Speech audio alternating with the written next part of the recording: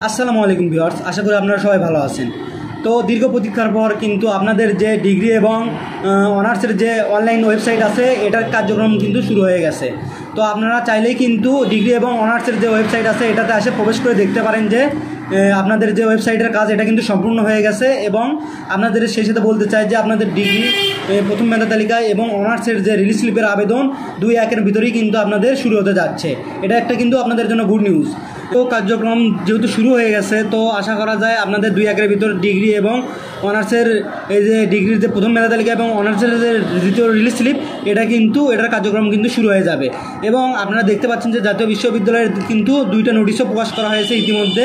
তো নোটিশ 2টি দেখলে আপনারা দেখতে পারবেন যে 2021 সালের প্রিলিমিনারি টু মাস্টার্স পরীক্ষার সময়সূচি এবং 2021 সালের প্রিলিমিনারি টু মাস্টার্স পরীক্ষার ফর্ম পূরণের সময় বৃদ্ধি করা হয়েছে।